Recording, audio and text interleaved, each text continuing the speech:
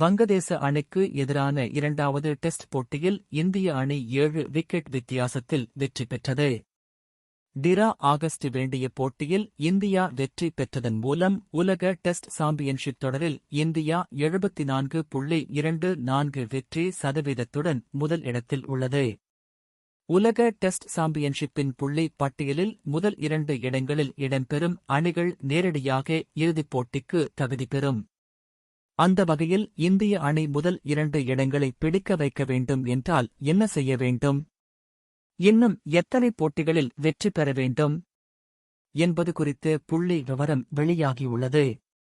இந்திய அணி அடுத்து நியூசிலாந்து அணிக்கு எதிரான 3 போட்டிகள் கொண்ட டெஸ்ட் தொடரிலும் ஆஸ்திரேலிய அணிக்கு எதிரான 5 போட்டிகள் கொண்ட டெஸ்ட் தொடரிலும் விளையாட உள்ளது.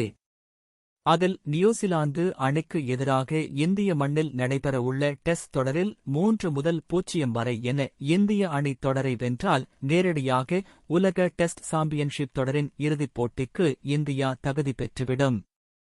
அதாவது நியூசிலாந்து அணிக்கு எதிரான தொடரின் 3 போட்டிகளிலும் இந்திய அணி வெல்ல வேண்டும். அப்படி செய்தால் அடுத்து நடக்கவுள்ள ஆஸ்திரேலிய டெஸ்ட் தொடரில் இந்திய அணி அதிக அழுத்தம் இன்றி விளையாடலாம். ஏற்கனவே ஆஸ்திரேலிய மண்ணில் தொடர்ந்து 2 முறை டெஸ்ட் தொடரை இந்திய அணி வென்றுள்ளது.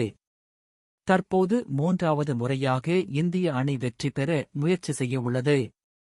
அந்த தொடரில் இந்திய அணியால் அனைத்து போட்டிகளிலும் வெற்றி பெற முடியாது.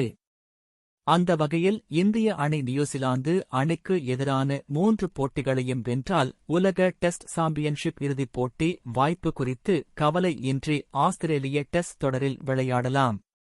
அதே சமயம் உலக டெஸ்ட் சாம்பியன்ஷிப் இறுதிப் போட்டிக்கும் இந்திய அணி தகுதி பெற்று இருக்கும். ஆஸ்திரேலியா, இலங்கை, தென்னாப்பிரிக்கா ஆகிய 3 அணிகளும் உலக டெஸ்ட் சாம்பியன்ஷிப் இறுதிப் போட்டிக்கான இடத்துக்கு போட்டி போட்டு வருவது குறிப்பிடத்தக்கது.